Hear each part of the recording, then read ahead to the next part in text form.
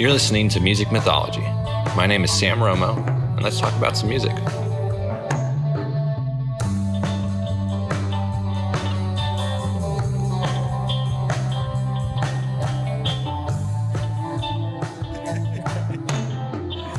All right, man.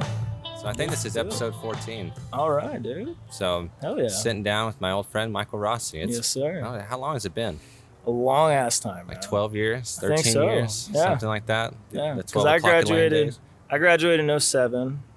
I might have seen you after that though a little bit, maybe, because I hung out with your sister a bunch after we graduated, and then I don't know. Yeah, I've been in North Dallas now for 10 years, and then before that it was just kind of like a nomad, just everywhere. I was in Austin and just a bunch of different places. So. But I'm here. Yeah, dude. Well, yeah, I was telling my wife, I just recall the days of y'all being in a band and y'all coming over and practicing and good writing. Old days. Yeah. I hate that I'm at the age now where I can say the good old days. But yeah, dude, I miss doing all that stuff, especially like your sister and the guys like back in the 12 o'clock lane days. Like, it was fun. You know? When did that end? When did y'all? Shoot. I don't really know. I think it ended like back in like 2008 or 9 or somewhere around there. Yeah. We had a good run. Like, did lots of really cool shows and did lots of really like cool things as we were a part of it. But everybody graduated. Everybody kind of went on with their different lives and stuff. And same shit that always happens. Right? Yeah. You just kind of move on and then evolve. See what happens. Yeah.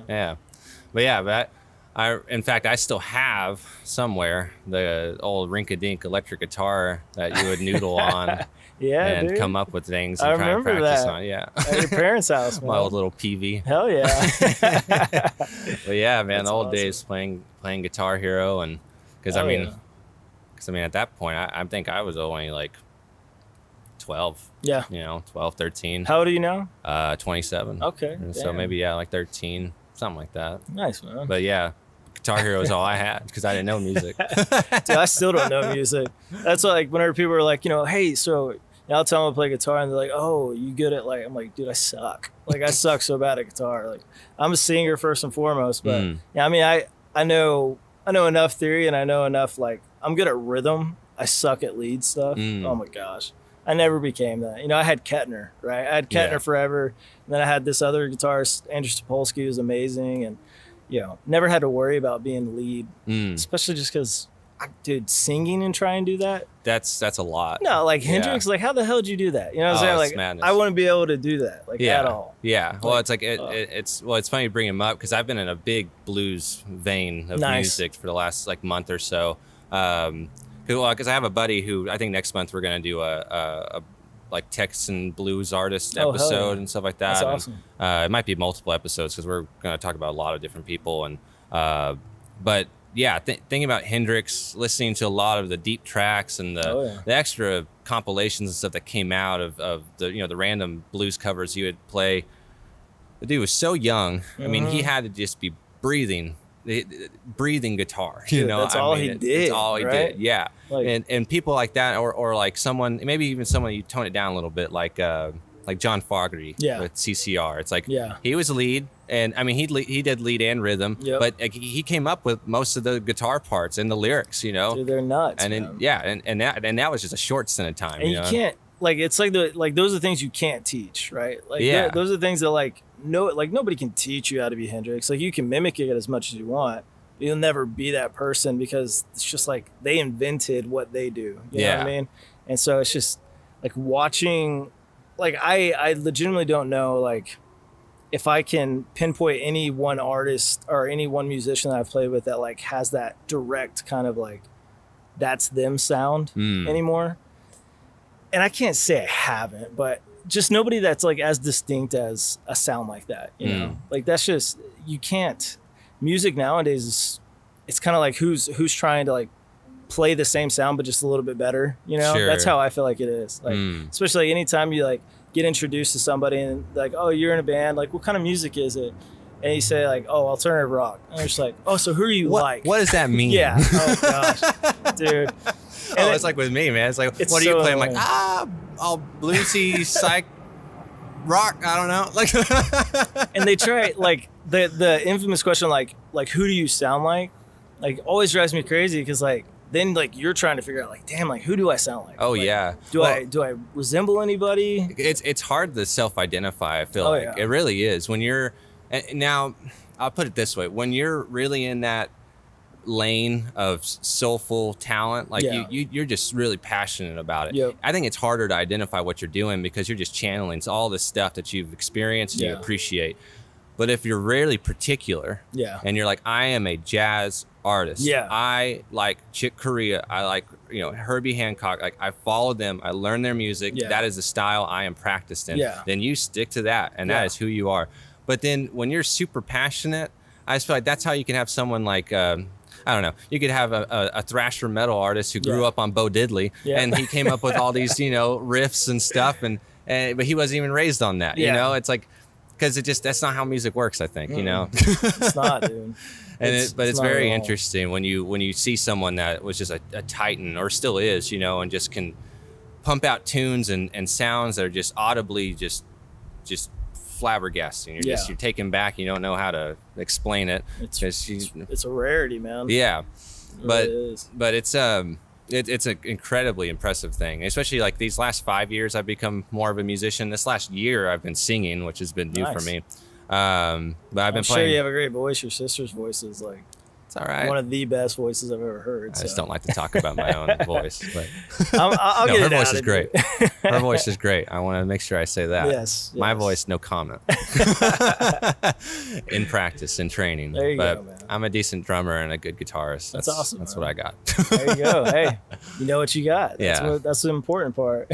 But doing because I have a group, the Mind Canaries. That's been like my main little group, and then I have this other group, Midlothian, I play with. They mainly cover songs, so that's what I've been geared up to singing for, primed for, and that's which is a feat in its own. It's very I hate doing covers because I feel like I'm trying to sound like the person, but then whenever I try not to sound like them, I'm like, damn, I sound like shit.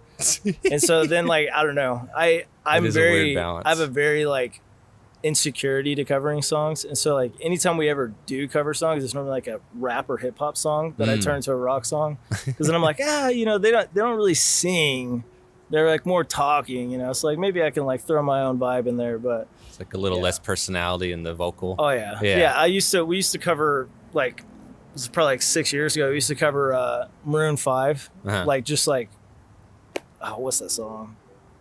Oh my god, I just went blank. What, like moves like Sunday Morning or something like that, Gotcha. like an easier one. And even then, like after we finished, I'm like, oh god, just feel stupid. I feel so stupid for doing that.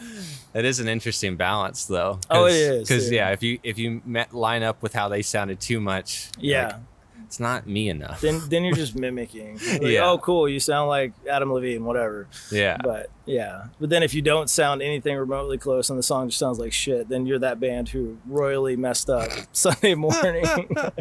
Yeah, or even in practice, it's like if you can't even just like get in the key, man. It's like, are you gonna sound like you're mildly British, because you're trying to cover someone, or like, what are you doing here? But yeah, it's so true. But seriously, this last year's been an interesting experience because I'm doing rhythm and vocal, and again that's the multifaceted live performance. That's an intense thing to balance and practice. But no, it's good though. I mean, once you get like anything, once you get the practice in, you get used to it. Once you fall on your face enough, and you're not afraid to do it. But so tell me about LOVEHEIST. How long have y'all been together? Dude, so LOVEHEIST is the reformation of Northern National. So we were Northern National for about 5 years. We had some really good success with it. We went on a couple of national tours. We did really well on like Spotify and iTunes and things like that. And it was going really well, but it was also in a direction where like we got some members left, and then the Michael Connie, the guy who started Northern National with me, he ended up leaving and just kind of like focusing on his life. And so whenever that happened, Dylan and Anthony, Dylan's our bassist, Anthony's our drummer. We were just kind of like, quarantine had just hit. We were trying to figure out what we were going to do. So we were writing like crazy. And our producer, who's based out of Nashville, Thomas Onabene, he flew out, and we were like, all right, let's write some new songs. So we sat down, we recorded like 4 or 5 songs that week that he was here, and we were like, this doesn't really sound like Northern National. Like this sounds more like a different sound. Like it's still us, but it's a little different. And then also we always got the question like, Northern National, are y'all a country band? I'm like, God damn it, if you ask me that one more time. So where would that come from? I don't know. Just people would just be like, just assuming. Yeah, they're like, Northern National, it sounds like a country band. I was like, no, we're not, but I mean, I can get it. And then we were just kind of like messing around with different band names and ideas. Like, I'm sure like picking a band name is the like worst possible thing, because you're like, I don't know, you want to pick something that sounds like you, but then is like, I don't know. You don't want to get stuck. Yeah, and it's so hard. And so we were going through all these different ideas. Like, we're on a group text, and we were sending ideas back and forth. And Anthony had said "LOVEHEIST," and I was like, "It's actually kind of dope. Like, kind of like that. Like, it's different. There's not many bands you're gonna find that are very similar in that name style." So we just sat on it for about a week, and we're like, "All right, let's do it." So we switched all of our branding from Northern National to LOVEHEIST, which was a complete bitch, because because like on Instagram we had like 20,000 followers, and I was like, I don't want to lose that. Like, I don't want to start over. So luckily we had a buddy at Facebook who we're really close with, and he does all the music stuff for Facebook. And I was like, hey dude, like, we're switching everything over. Like, I just need to get this done. Is it possible? And like within a day, the dude had it all done for me. And I'm like, God, pays to know people like in high places. But yeah, man, it's just, the sound just kind of changed just a little bit. And we focused more on, like before Northern National initially started out as like a folk rock type band. And then as we added members on, it kind of transitioned more into like this indie alt rock sound. And then after everybody left and it was just us 3 guys, it even more so transitioned into like this kind of like, because they're like experimental rock type guys, I guess they'd probably hate me for saying that, but like, so do just they lean towards certain type of instruments? Yeah. I mean, it's always guitar and bass and drums, but like the tones and stuff that they use, kind of have like this like, I don't know, like euphoric sound to them or something, like very untypical. Yeah, and so that's how it started. Like, we just started messing around with a couple different ideas in Logic, and just started writing. And then now we've got probably 12 songs like written and recorded. We've released 2. Yeah, I like both of those singles. Thanks, man. Yeah, it's those, we have like the ones that are coming out in the fall. Like, I'm holding on to them till the fall because they feel like very fall vibey type songs, but I want to release them so bad right now because they're just like, they're good. Like, I've never been like truly passionate. I mean, I'm always passionate about my music, but like these couple songs that I'm ready to release are just like, I think the first that like really showcase who we are, I guess more so. Yeah. But gonna hold off a little bit, just a little bit. Tease with some other songs first. Yeah. Well, I really like the Thanks, 2 that you have out so far, because one's Ready to Let Go. Ready to Go, and Going Backwards. Yeah. I really like Ready to Go. Which Going Backwards was actually called Cocaine at the beginning. Oh yeah. Yeah. For obvious reasons, but we realized that probably wouldn't be a good title, marketable title. Yeah, and you didn't want Clapton to come. Why is this called Cocaine? Well, use your brain for a second. But I appreciate that, man. Yeah, Ready to Go. We released that one first because it was like the most relatable at the time for us, because it's about like depression and trying to overcome it, and like not being ready to let go, and not being not ready to like let life go past you. And so thought it was kind of relatable to a lot of people right now, especially last year with the pandemic and all that stuff. So yeah, it's a good high energy,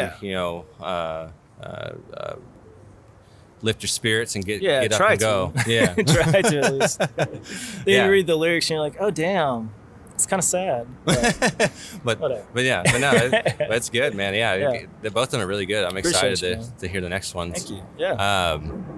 Now I mentioned this in the message that your sound, not necessarily your sound, but we were talking about Gregory Isaacoff. Yeah. And we're talking about Lord Huron, and because I paralleled y'all to Huron a little bit, and it was like the writing kind of, and the ambiance of your vocals. But it's also like the album artwork, that explorer kind of feel, you know, because I love. It's kind of a tangent, I guess, but we both mentioned that we were just big fans of Lord Huron, and that's a band I feel like that's really pinpointed who they want to be, what their sound is, what their aesthetic is. Like, you know who they are just by list. Like if a song comes on, like a new one or something of theirs, like you know right away. Like, oh, that's Lord Huron. Yeah, easily. They're definitely one of the good. Like there's another. It might be a series, just like I want to do that Texan blues series. Yeah. I might do a series about like the modern Laurel Canyon, like who are the artists still in Laurel Canyon, churning stuff out and being creative. Man. You know, like Dawes is one of them. Yeah. Lord Huron's another. Because they just got that sound, like I can.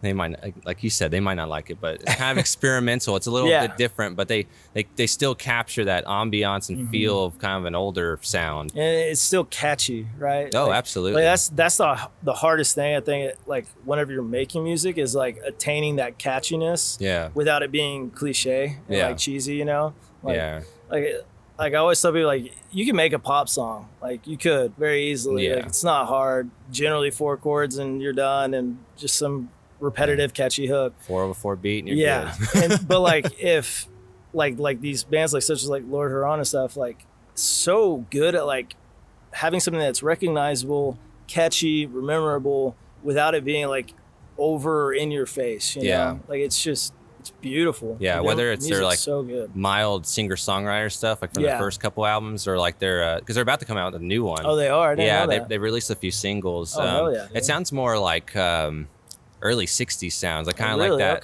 that transition out of the Elvis rock, you know, because his vocal is much more like a 50s vocal. Really? Instead. That's awesome, man. But like their last album, I don't know if I'm going to pronounce this right, but it's Black Void in French, Vide Noir. And that's a really great album. Dude, and that one, I feel like that's their most experimental they've got, because it got like harder, much more like a lot of reverb on the guitar, and it's just like it's so super good.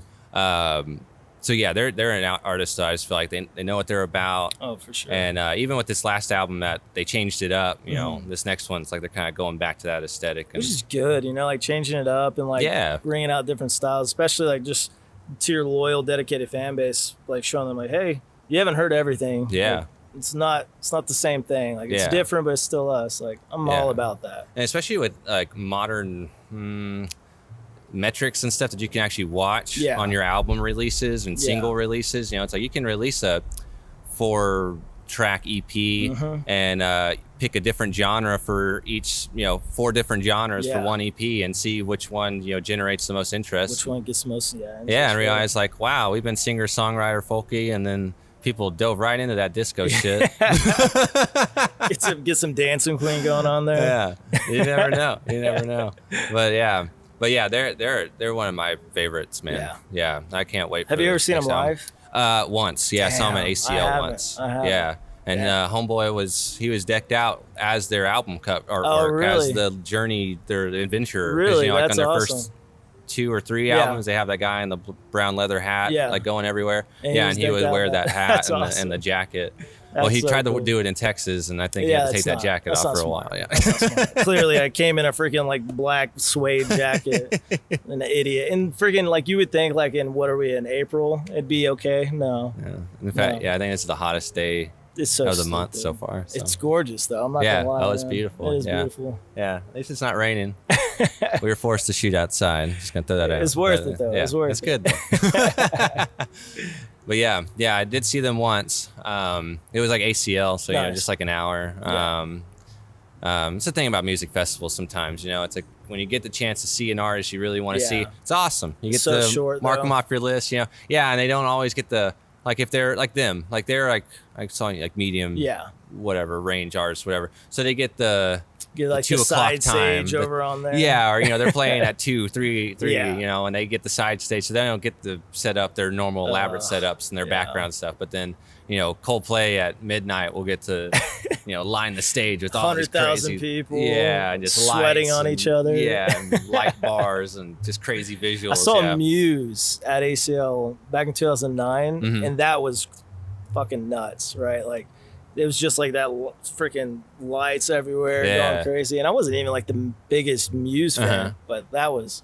I've heard they put on some crazy visuals in their shows. It was nuts. It was so trippy. And that same night, Deadmau5 was playing, or Deadmau5, or however the hell you say his name. Nah. I lost my sandal. Some girl stole it off my off my foot. I stepped on her blanket, like a little corner piece, and she was like, "Get off my fucking blanket!" and took my sandal from me. Yeah. And then just disappeared in the crowd. Disappeared. Oh no, the crowd disappeared me. They were like pushing me. I was like, damn, man. It was, yeah. Side note. Good old festivals. So dude. I'm excited to be back in them. I think either it's my, like me getting older, or it's just like having like played festivals versus like being at them yourself. I hate festivals now. Yeah. I hate them. Like, it's so sweaty. There's so many people like spreading all their nastiness around. This is even before COVID, mind you. I just I don't know. I'd much rather see like an intimate show than like. Well, that's what I was getting at. It's like when you want to really invest in seeing someone. Sometimes it's a hard compromise because it's still great. You know, I mean, I've seen a lot of people on my musical bucket list or whatever. That I know I wouldn't have been able to see, or would have been like an exorbitant price. Which is a lot easier to do, like a festival for sure. Yeah, or it's, because you could pay $120 for a day and see 12 artists you've always wanted to see. And each of those artists, they range in how much their independent shows would have been, but could have been someone that's $50 and someone that's like $200. You know, that's very true. You never know, but that's always a trade-off because I remember being like super excited to see like Modest Mouse. Yeah, and like for some reason like they came on at like 7, so like sun was still out. They didn't have any like visuals up and stuff like that. And I was like, hey, it's still great. Got to see them perform their last album. But it's kind of like, man. Yeah, because I have I got my best friend got to see him 2 years ago at the Palladium, and it was like, fucking went on for 3.5 hours, and they did all these covers and blah blah blah. I'm like, whatever, man. That's why you go see someone like the Flaming Lips at a festival because they're gonna go ham no matter what always, and do like Wayne's gonna be out on that like ball that have you ever seen that? No. He gets inside, so the lead singer gets in this like the inflatable crowd surfing ball thing? Yeah. And he goes out into the audience, and dude, that's nuts. They're nuts. Yeah. That is a crazy show. Yeah, like absolutely crazy. Everybody's like on acid and stuff. Like it's stupid. It's a trip in and of itself. It really is. People watching at Flaming Lip shows is beautiful. Probably like 90% of them end up like passing out on the ground. So. But yeah, man, I miss it. It is. Cause I mean, I like the camp. Like I've gone to Bonnaroo. Oh, nice. And done that, and never done that. Yeah, I enjoy it. Like I have friends that like to camp and go out and do that stuff. Nice, and man. I don't know. At first, I used to be kind of like much more careful. And I don't want to say I'm reckless. Yeah. I'm not. This one. I'm not. You're a wild man. But I was just like what you were saying. It's like, it's hot. Yeah. I want to be in a venue where I know what's going to happen. Yeah. It's going to be good. It's going to be a couple of hours of this artist doing their stuff, whatever. But then I don't know. I've been to a handful now, and I think I've just built kind of a callus to the stupid shit. Bug. Well, yeah, but also I'm just when someone steps on me, when someone bumps into me, it's kind of like, whatever. It's just a show. It's like just like happens. Walking on the street in New York. Yeah, that's like, the damn truth. You get yelled at. Hey man, it's just, you did something. Just move on. Yeah, that's good. But it's an experience though that we haven't been the one like 2.5 years, 3 years, and so even before COVID, it had been a little bit, but now it's like, man, it's just crazy. Yeah. Because I mean, the last one we went to was a few years ago, and it was ACL. Nice. That was awesome. Yeah.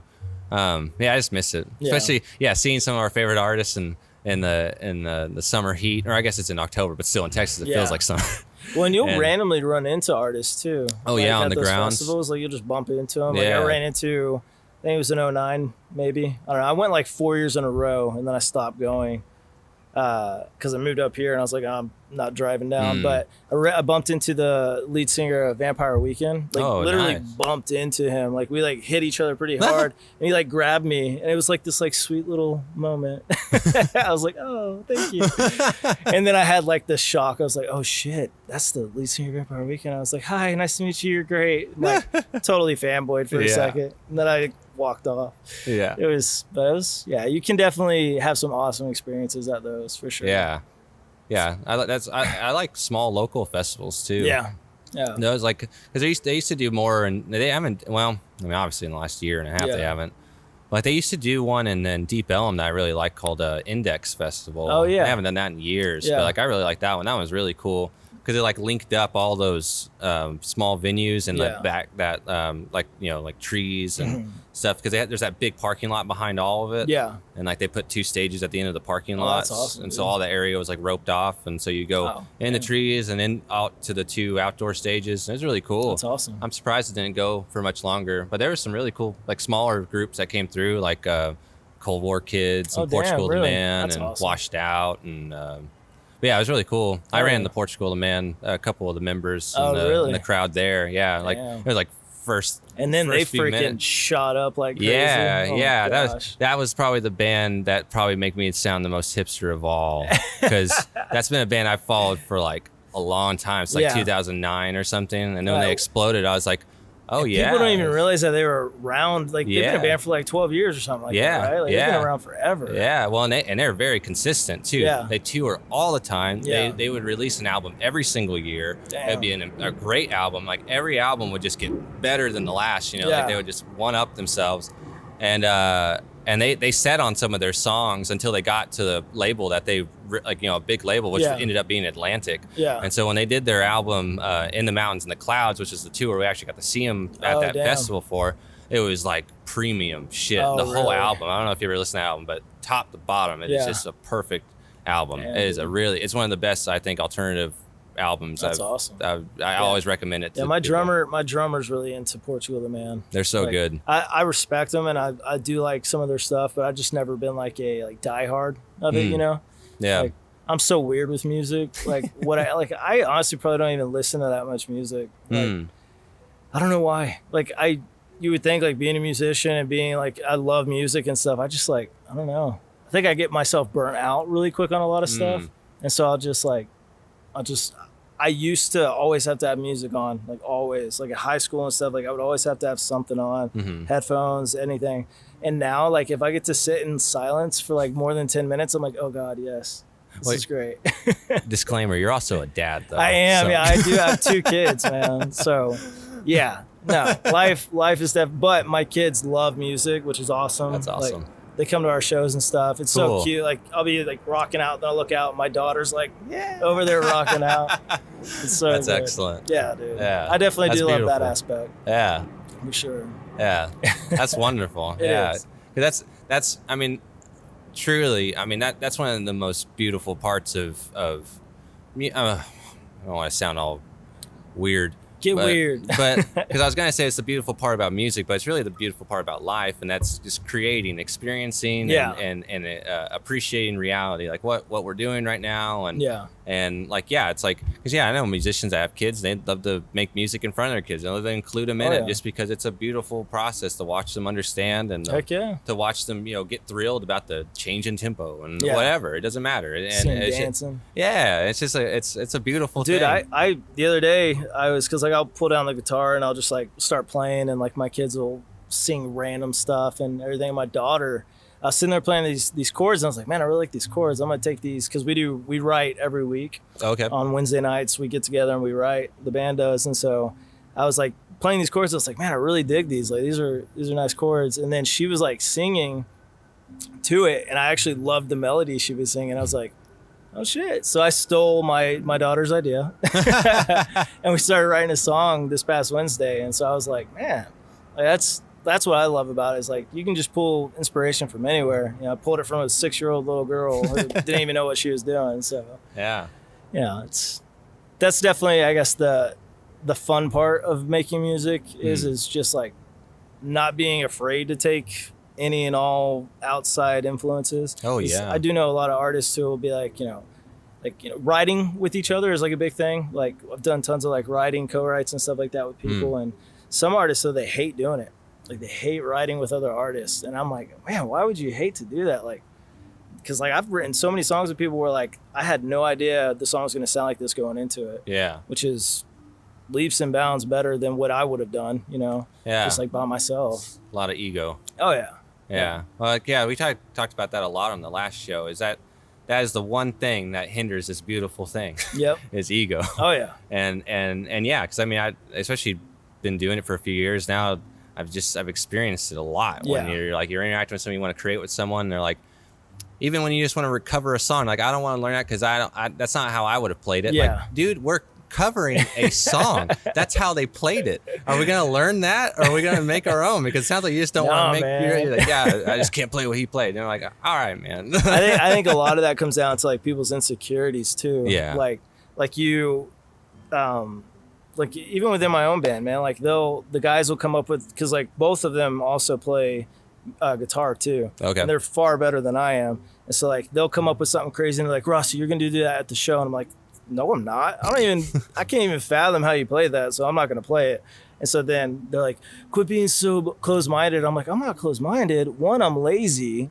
Two, I don't want to. And they're just like, you're so closed-minded. I'm like, yeah, I probably am. But yeah, ego plays in massively in any form of art, right? Like any art. It just, I think being able to like get past your ego with it is the hardest but smartest thing to do. Yeah. Well, and I think that's why when you interact with someone that's been doing it for a longer stint of time, they just have less ego into it because they've seen the malleability of creation. You know, they've been able to see that, like, my first thought isn't immediately correct every time. So why would I think, creatively, when I take my first swing at something, that someone's criticism, because it's almost like you're dishonoring them by not giving them a chance to introduce their years of experience back at you. Exactly. Now, if it's a random dude on the street that you have no idea who this guy is, and he's and you're busking, and this guy just walks up to you and you're like, that's a piece of shit. And you're like, all right, man, you know what? But if it's someone, especially a bandmate, I just feel like that's such a disservice, to yourself, especially if you're very passionate about it. Because if anything, if you're very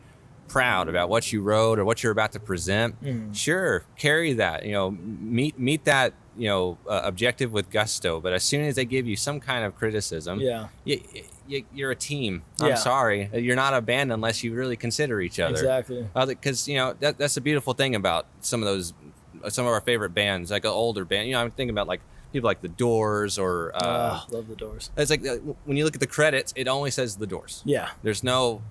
Doesn't have everybody's name into it. Now, musicianship, playing actual instruments, it's clearly Jim Morrison wasn't doing everything. So they would identify that. But it's like lyricism was always the Doors. That was it, and they split everything 4 ways and just, kept it even. And I think that's just the best approach to handle it. Nobody does it like that anymore. Like, and I'm not trying to say like, oh, we're the greatest, we do that, but like, that's how we do it, right? Because that's great. Going into writing is like, I'll write down a lyric and I'm like, oh, this is great. And they'll be like, that sounds so stupid. I'm just like, damn, are you sure? Like, I feel good about it. They're like, no, it sounds dumb. And I'm like, damn it. All right, well, let's reevaluate. So yeah, that's how we approach it. Like, everybody writes, everybody does everything with it. Everything is a three-way split on everything. Nice. Just because, and the other thing too is if what you present isn't great, groovy, and fit the pattern of whatever you're trying to do, or fit the missing link of this, puzzle you're trying to solve, who said you have to throw it away? It's like, because that's another thing of really digging into artists' background and like the backgrounds of musical compositions and stuff like that. So you realize some of this stuff, people sat on for years, not thinking it was anything, or just some random catchphrase that they heard in South Africa. And it's like, that was a weird phrase. Like, I wonder if I could ever work down this song. It's like, and then, have you heard of oh my gosh, I can't think of the dude's band name right now, but he was in Vampire Weekend, and then he started his own thing. He has a song called Forerunner. I can't think of his name right now. Anyways, same thing as that. You said South Africa made me think of it. He was in like Korea or something, heard this song playing, and he couldn't find it anywhere. And so he's like, well, I'm going to make my own version of it. And so he came back, made his own version of the song, and now it's like blowing up on All Nation. Wow. Yeah. That's crazy. I mean, granted, he has Vampire Weekend as his like, foundation. Foundation, but it's a cool song. That's cool. Well, it's like, Obla Di Obla Da by the Beatles. Oh, yeah. It's like that was a catchphrase in Jamaica, I think. Oh, really? Yeah, they were on some trip, or it's in the Bahamas or somewhere. and they ran into this guy. It's an easygoing guy on the street, and he's always said, "Oh blah di, oh blah da." Life goes on, man, and that's all. He would say that. He would say that to them, and then Paul was like, "I love that." And then so when they got back, everyone else hated it because it just got annoying to them. But he really wanted to turn into a song, and that is so cool. Turn into one of the most controversial Beatles songs of all time because you either love it or you hate it. Yeah, hey, that's awesome, man. But I don't know that. But it's interesting. I think I don't know who said this. I know Paul's mentioned this in interviews, but I know someone coined this quote or whatever, saying like every sound is, or a lot of exotic new sound or just a sound that's been played on the other side of the world on a different type of instrument. Someone just took that experience and brought it back and put that on a banjo, put that on, throw it on something else to mix it up. Yeah, I mean, I honestly, I truthfully believe this, that there is no new sound. There's no new idea. I think it's just exactly like that. Something that's just been rethought, repurposed a different way. Yeah. Like it's, especially like in my, like my career world, like I design applications and websites, like people are always like, what's the new thing we can do? And I'm like, you can't. Like almost everything's been done. You can just come at it from a different approach, right? Like you can look at it from a different way. Yeah. And so I think if you can do that and like not get stuck in like your own path and like let everything else kind of like help you and harness you into creating something awesome, do it, Yeah. Like, it's the best way to create. Yeah. Just live and experience everything and apply that into your art. Yeah. Yeah.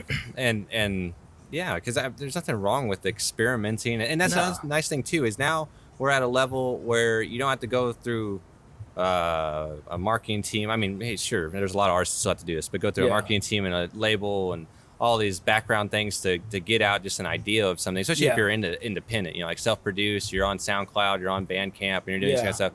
If you're in the works, if you're still working on yourself and doing all this kind of stuff, I mean, you can throw out alternate versions of what you're doing. You're like, I'm going to throw a synthesizer in there. Yeah. Fuck it. Let's see what happens. It's like, I know some people, the purists would hate me, for adding this to my guitar and screw those people. You know what I'm saying? Like literally fuck all those people, man. Like it's, I can not like a song, like I can not like an artist, but I'm going to respect what they do. Yeah. Right? Like, it might not be my taste, but good on them. Yeah. They're doing good. Especially like if you're doing music in like the same area as someone and like someone else blows up, right? Like, and you're an artist who like played alongside them and stuff, and you're like, man, those dicks, like they made it, they didn't deserve it. Like, it's hard to get past that mindset, but it's so important because like be proud of them, like, or see them as reference. Yeah. It's like, well, there's the potential. It's like, we can do that too, because that's the other thing too is. Yeah, there's people that they don't ever want to hear the same sound again. Again, those purists, those people that want to, like, oh yeah, you like music? Name every album. Those people that they're way too uptight about things. But there's those other people that like okay, like we were talking about Portugal and Man. That's a band that changed out their sound a lot. Like every album they would change it up a lot, or a little bit, something. It was always different. Yeah. But then you can look at a band like man, I want to think of someone has a real stark like pivot, like the Decemberists. Okay. Like they were singer songwriter. Their sound, knew their vocal, how it was gonna go. And then their last album, and they threw in synthesizers and some 808 effects. I don't think I've listened to Decemberists since 2008, 2009. Me neither. Until this new album came out, and I heard the single on the radio. I was like, "Who's that?" Dang. Okay. And I was like, a heavy bass line and like shit like that. I was like, "What is that?" And they're like, "New track from the Decemberists." I was like, "What the fuck?" But that was cool because to me it rewoke my ear to them, because I was like, I've always liked the dude's voice, and they have good writing. Now all it is a little extra spice in the mix, but there's always going to be those people that are like, well, I just wanted violin and guitar and you ruined it for me. But you can't do anything about that. There's have you seen or listened to the interview that Joe Rogan did with the Black Keys on his show? I love Joe Rogan, but I haven't listened to it. It's a really good episode because he has Dan Auerbach and Patrick Carney on, and it's hilarious because, I mean, they talk about so much stuff and experiences in their musical walk. They've been around for like, 20 years almost or something like that? And nobody knew about them till 10 years ago? Yeah. And they, just garage band, man, college band, just always busking, always pushing. Yeah, man. And, but they talk about that in those early years when they had those those uppity people, who come up to their shows, and they just always have their arms crossed. And I think I'm that guy with, Ray LaMontagne. Uh-huh. So Ray LaMontagne did his album Supernova with Dan Auerbach. Right, yeah. And I hate that album so much. Yeah, I only like Supernova off of that album. I hate that album so much. Now, why do you hate it? Because I love Ray LaMontagne, like, original. Like, I got the dude tatted on my arm. Like, I love Ray LaMontagne. And, like, whenever Supernova came out, Gossip in the Grain came out, and I was like, this is dope. It's a little bit different than, like, Trouble and stuff, but it's still good. And then Supernova came out, and I was like, I hate you right now. I hate this. It's just because it wasn't, like... too poppy? Not even that. It was just really experimental, kind of, to me. Or, so what did you think of psychedelic. the preceding, the Ouroboros? I haven't even listened to it. Really? Dude, yeah, so, like... And that shows you how much I hated Supernova. Like, I was a diehard, like, I saw Ray LaMontagne at the Majestic here in Dallas. I cried. Like, I remember sitting down, I remember looking at him on stage, and I just, like, bawled my eyes out because he was just so fucking amazing. And you can just tell, like, by his playing, like, he legit meant his music. And then whenever Supernova came out, I was so, like, oh, dude, I was that purist guy. Yeah, I was like, fuck him. He totally ruined it. But I haven't listened to his newest one. Yeah, like I think it's Ouroboros or it's something weird. It's not, I can't remember what it is. But because he's released 3, I think, since then. Oh, really? So okay. After Supernova is that one, and it's got this one song. I think it's called "Hey No Pressure." That one's really cool. Oh, I do know that song. Yeah, it's like a bluesier. That is a cool song. Yeah, and that album's almost like he had like a psychedelic experience, or like he got obsessed with Pink Floyd for a little bit and Eric Clapton, and then jumped back in the studio and it's like, yeah, I'm gonna switch to like more of a Pink Floyd bluesy vibe for this album. Okay. But it's interesting. There are a few good songs on that album, but yeah, there's other ones that are a little. I'm gonna have to dive back in. Like I said, he lost me for a little bit, so hopefully I find my way back to him. Well, here I want to make sure I say the right name. The one he released after that one, though, I think you'd really like. Yeah. Because it's a really good balance between his like singer-songwriter stuff and that more experimental blues kind of sound. It's Part of the Light. Is the album. Came out 3 years ago. Man, it's got some really good stuff on it. Like this song Paperman. I guess I am an idiot. I have listened to Paperman. I haven't listened to the whole record, though. You heard Such a Simple Thing? I think so. Yeah. That sounds very familiar. So that's like the most singer-songwriter. Okay, like more his original. It's really good, man. But then he also has songs called No Answers Arrive, and what's the other one? As Black as Blood is Blue. And they're like these intense blues like numbers with like tons of reverb. And like it's like, all right, Ray, who pissed you off? And it's like probably himself. He like told a story at that show at the Majestic about which song was it?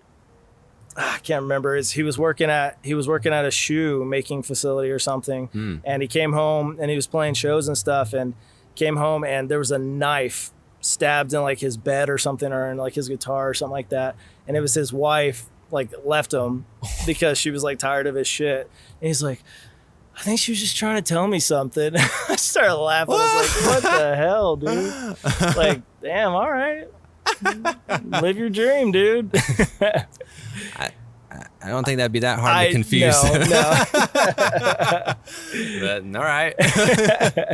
To each their own, Ray. Yeah. No, I do love him, though, man. His songwriting is ridiculous. Yeah. Like, it's stupid. Yeah, he's a creative force, man. He's a very soulful person. Got a unique voice and really good method of projecting out his like his story. You ever seen his BBC live performances on YouTube? I haven't. Dude, they're amazing. Like it's so cool. It's in this what is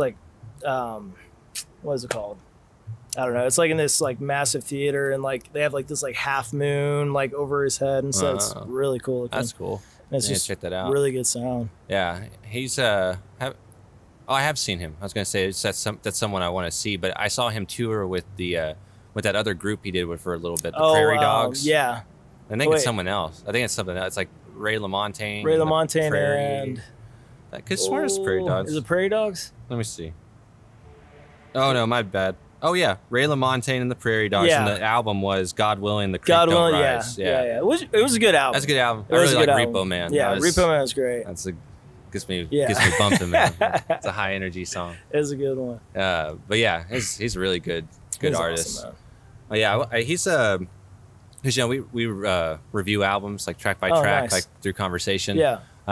He's one that I want to do one of his albums, like one of his earlier ones. Yeah, or even awesome. maybe even that Part of the Light one. I really like that album. Yeah, I need to definitely dive back in. I said Supernova just pissed me off, and I gave up.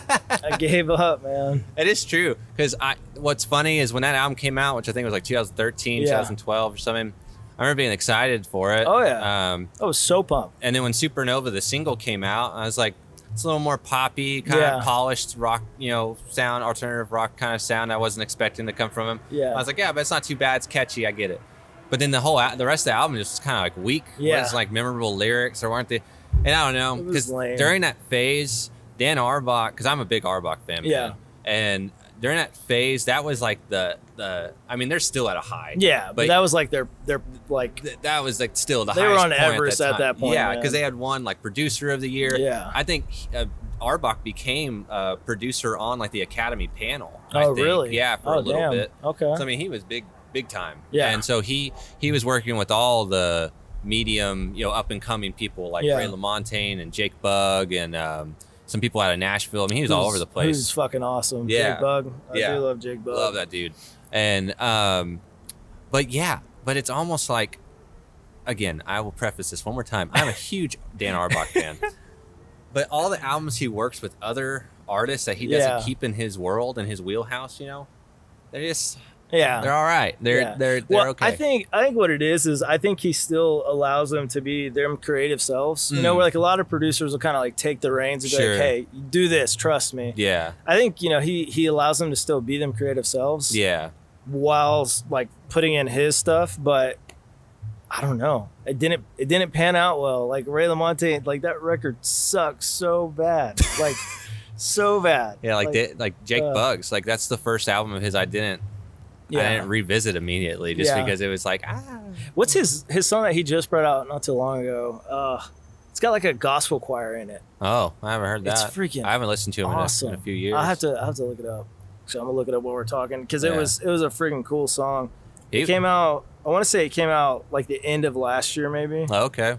Yeah, I haven't listened to him in a couple of years. When he came out with his first album in like 2012, I was all over that, man. His first album was awesome. Oh, dude. He was so good. And this little gangly British kid just freaking tearing it up. Just him and his guitar, man. I think it's All I Need, I think, is that what it's called? Okay. I think that's what it is. His last single? Yeah. It's really cool. Okay. It's a really cool single. I'll check it out.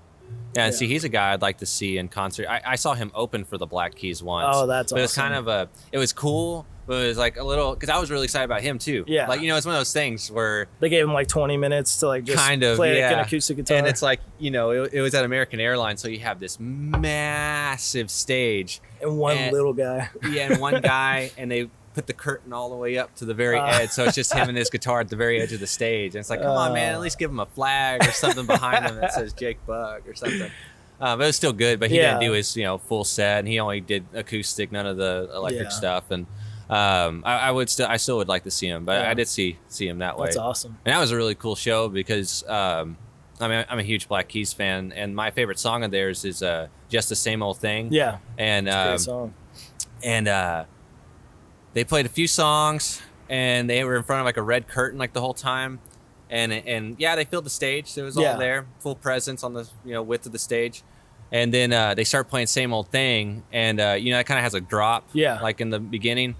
Well, when that drop happens, the curtain drops, and there's like all these screens and TVs behind, like moving with all these like crazy things and like lights and like other like is awesome. visuals. And I was like, oh, okay.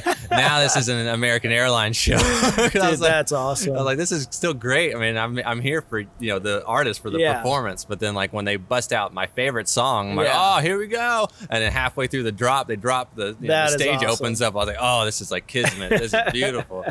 This isn't real. That is awesome. But yeah, that was a great show. I've never seen Black Keys. No, I take that back. I did. I saw him at ACL, and it was 2000. 2009 ACL. Oh, really? Was it just them two then? It was just them two. Oh, see, that's one of my regrets. It was man. awesome. I mean, I got into them around like 2010. Okay. And so that was right before they got with like Danger Mouse and got a little more, situated and official and more produced and added a bassist, stuff like that.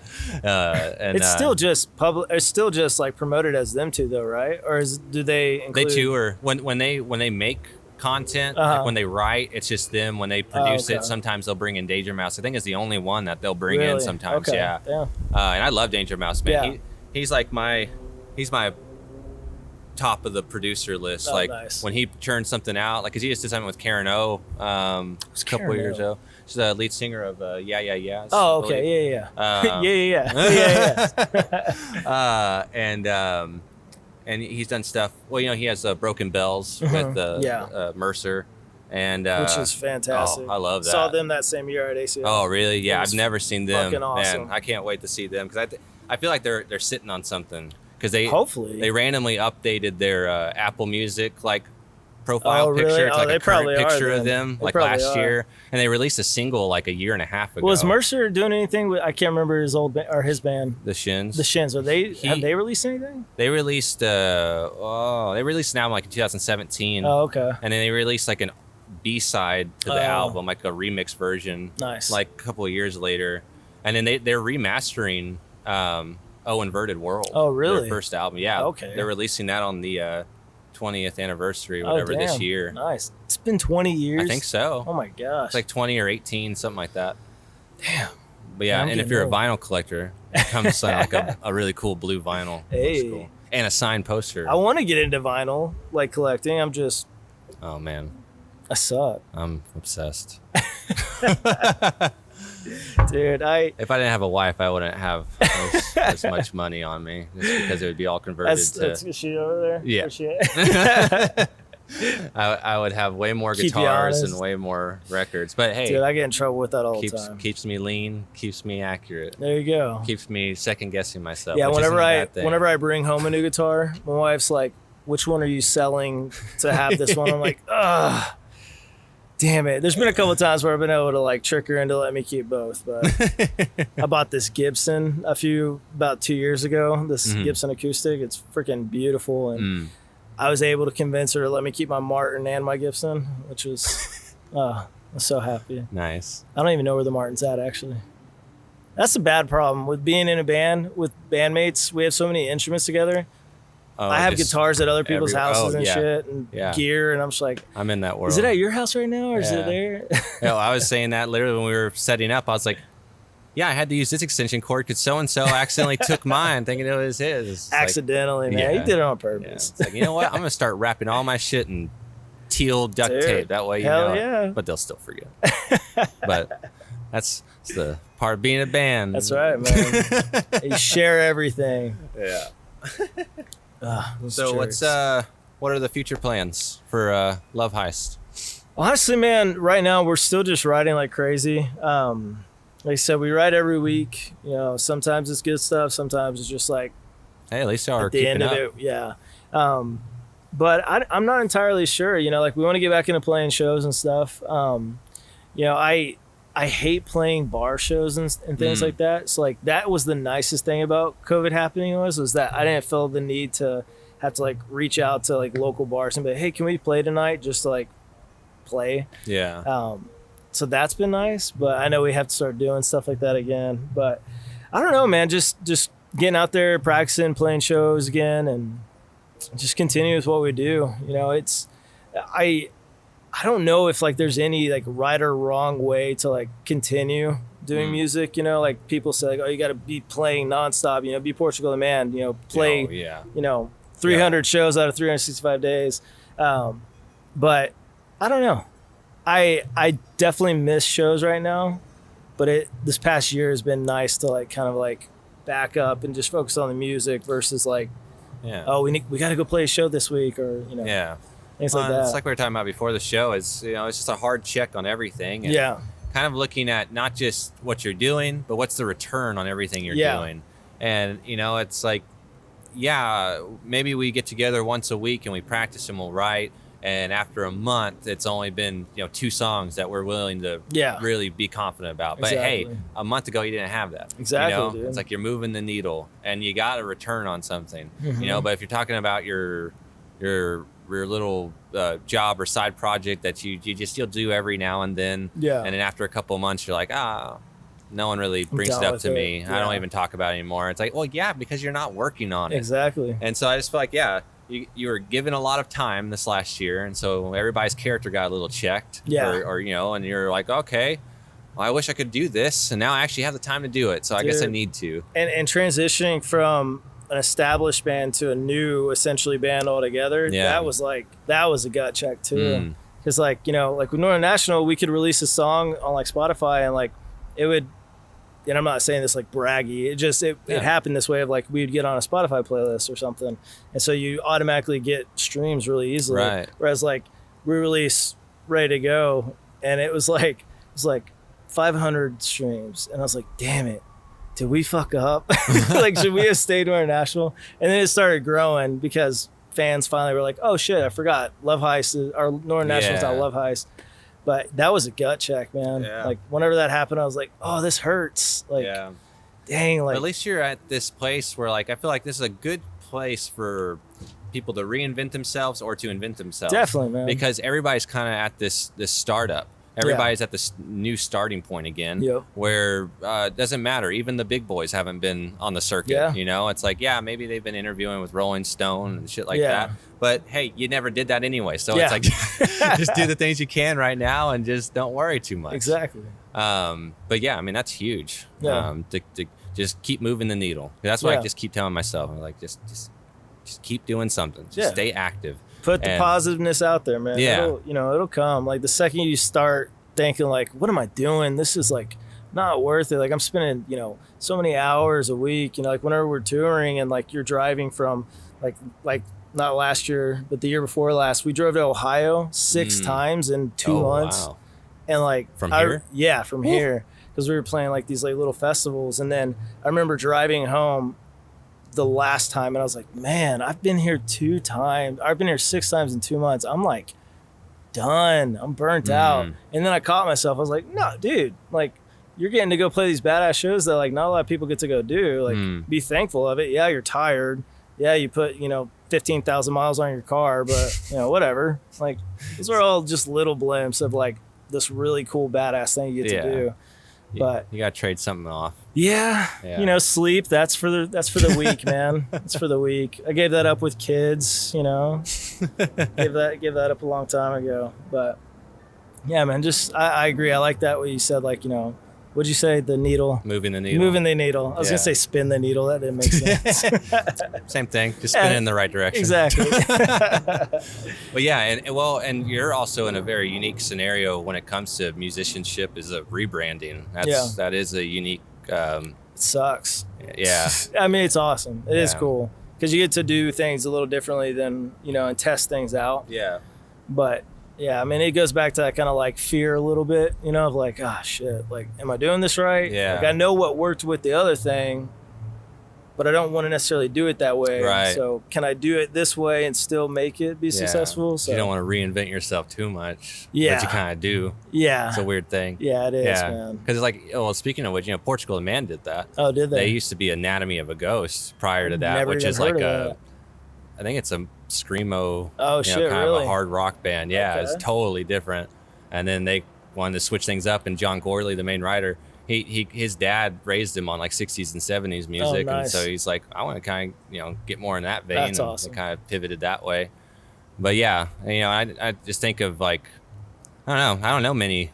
Like I listen to a lot of music. I'm trying to think of like bands that rebranded.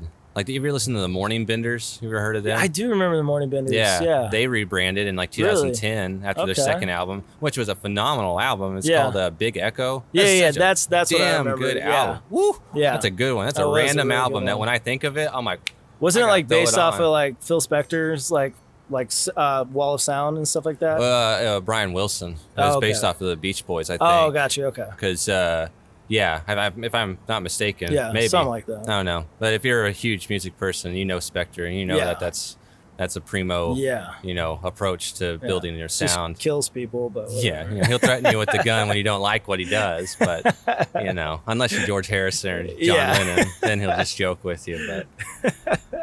But he'll go to prison over you. He won't mind. In a heartbeat, man. True artist, just got right released, there. I think. Did he? I think so. Okay. But they rebranded after their second album, which was their best damn album, as Pop Etc. They changed their name to Pop Etc. I've heard of that. And then they disappeared. Oh, really? Yeah. I mean, especially from where I've kind of, the pool of indie music alternative where I found them originally. It's gone. Yeah, because I think the first time I saw them was there's a YouTube video where they had like a shit ton of people in a room, like a bunch of different musicians, and they were doing one of their songs like that. If I'm remembering correctly. And now I want to review that album because I would like to know more about them and just the background behind it and what ended up, forcing them to, or if it was just a random thing. It's like, we're done with this. Let's try something else. Yeah, I don't know. But yeah, because I remember it happening. I remember like 2011 or whenever that happened, like looking them up on like iTunes or whatever. I'm like, have they released anything yet? No. Like, who's Pop Etc. And then like listening to them, like, I don't really like them. And then like a month later, like reading about that's them now. Them. Like, now I'm one of those guys that now you're that purist. You can be a purist if you're just passionate enough. Yeah. No. But they got me.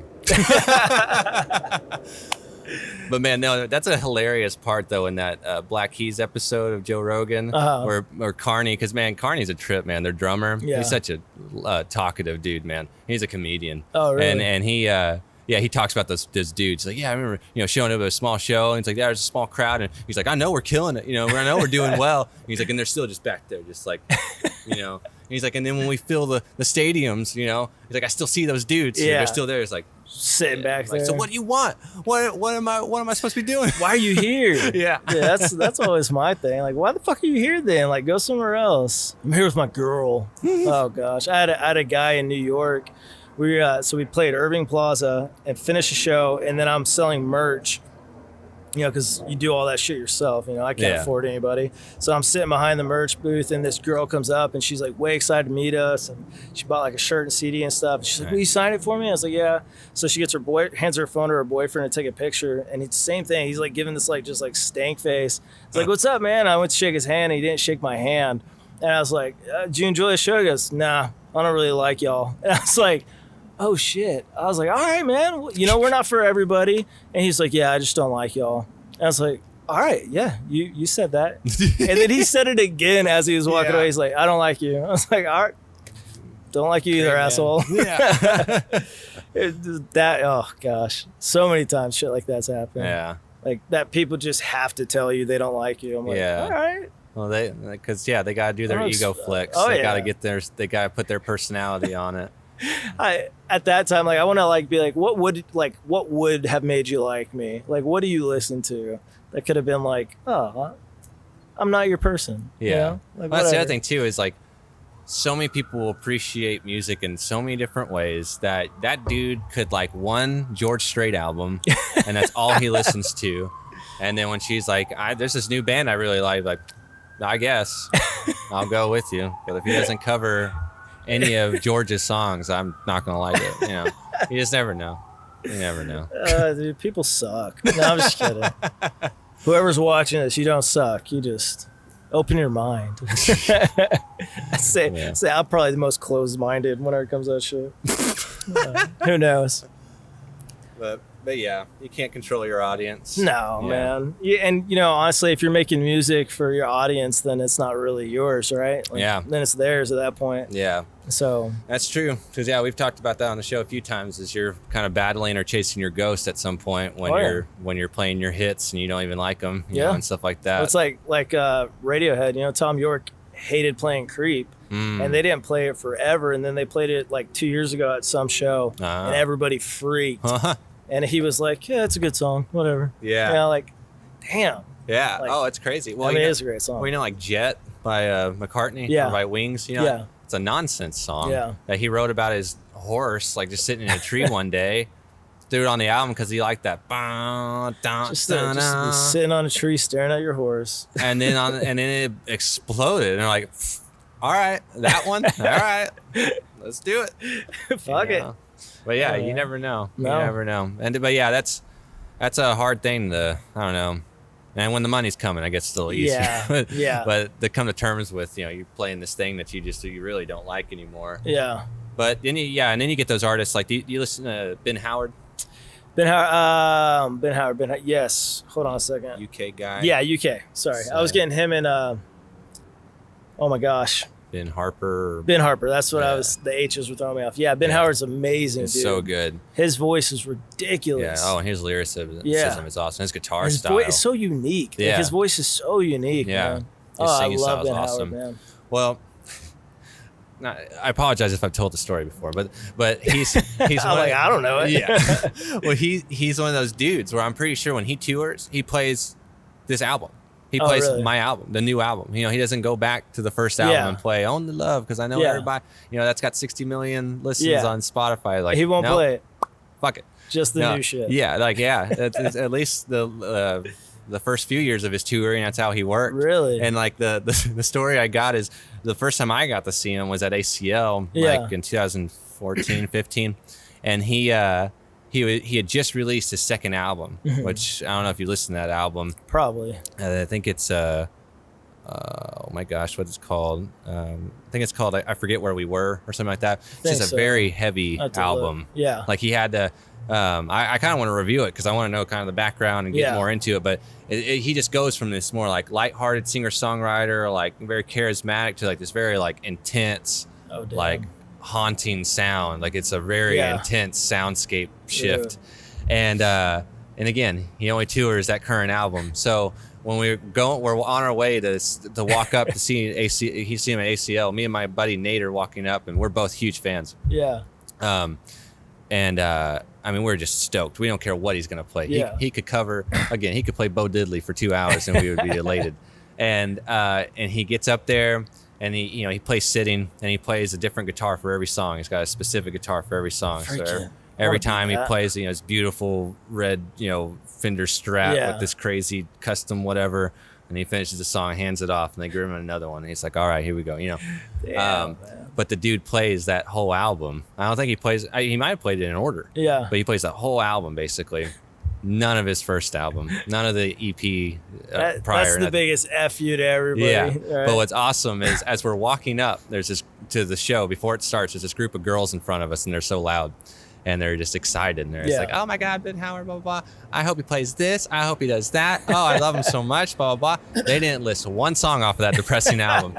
And so when the show starts, they're in front of us because I don't push forward. Yeah. I don't do that. No. I get about medium range. And then once the compactness gets too much, so it's like, all right, I'll ease off a little bit. I'm not going to be shoving to the front. I don't want a shoe, in my back or whatever.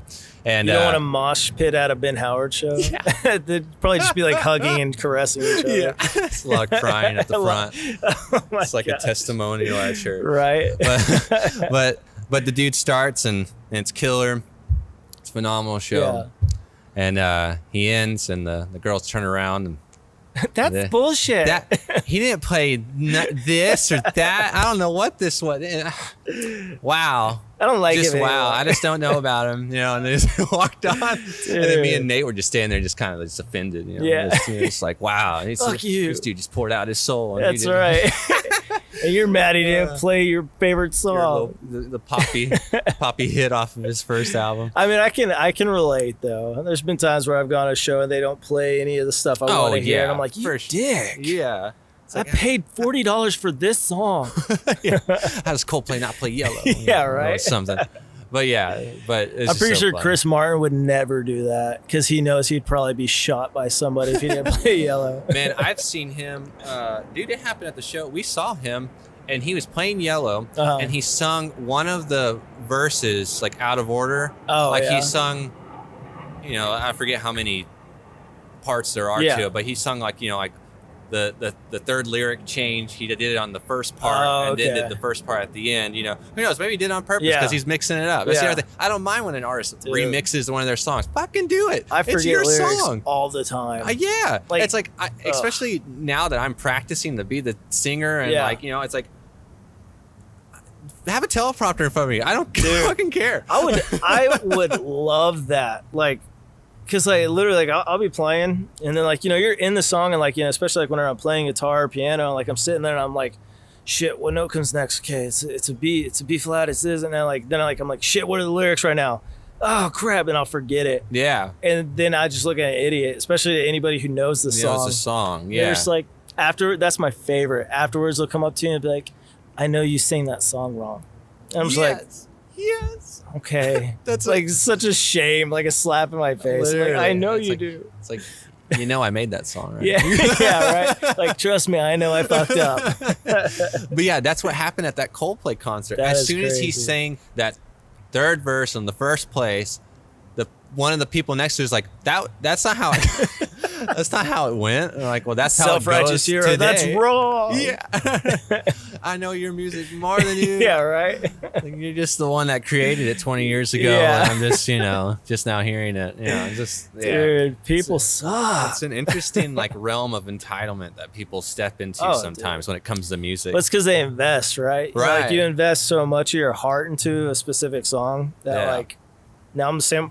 Obviously, I was pissed at Ray LaMontagne for doing Supernova, right? Like, for Christ's sakes, like, we're all the same way. Like, you put so much heart and time of, like, you're listening into it that you have, like, this, like, weird, I don't know, you feel like you know that person, essentially, right? Yeah. Because it'll become, like, I don't know. I like to talk about this because, like, that first week, that hype week when you first hear the song, it becomes like an anthem, you know. Yeah, you got to repeat it all day long. Yeah, and then once you've got it, you know, you move on to your next thing, but you'll still check in on it, you know. And then it becomes an anthem for that time or that feeling, you know. It's like you can pinpoint it. Yeah, like you know when to use it. Yeah, you know, it becomes medicinal at a certain point. Dude. You know when to trigger it. Second Chances by Gregory Alan Isaacoff. So I have it tatted right here. Oh yeah, you do. Because I love the song, but my babies all went to bed to that song. Whenever my dad was dying, I was sitting on the bed, like listening to the song. Like that song is like ingrained. That like it never gets old. Like I can listen to it literally 50 times over, and it's just like it's that song that like you put on whenever you know you want to like feel something. Yeah. You know, you're just like, I'm gonna put this shit on right now. Just be happy with it. Yeah. Oh. But then once you practice using it, then it becomes a part of you and it becomes a part of your like self-expectation. Yeah. And then whenever you invite the original artist back into your world and then you introduce your own expectation and they just, what is that, a synthesizer? You know, why are they remixing the last verse, you know? Dude. You know, or it's like going to an Incubus concert and be like, why is the DJ freestyling at the end? It's like, because he barely gets to do anything. He does a little scratch every now and then. Now let him do his own little remix. Let him have fun, man. Yeah. Get over it. It's like, who are you? Like, you realize you paid for them to do something. Exactly. You know, it's just, I don't know. It's like, do you want it to just be the same old thing you say every time, or do you want something a little spicy, something a little different? Now, if they do it terribly, like apparently Ray did, well, then that's another conversation. But I'm sure he probably played it beautifully at a show, but he ain't getting my money for it.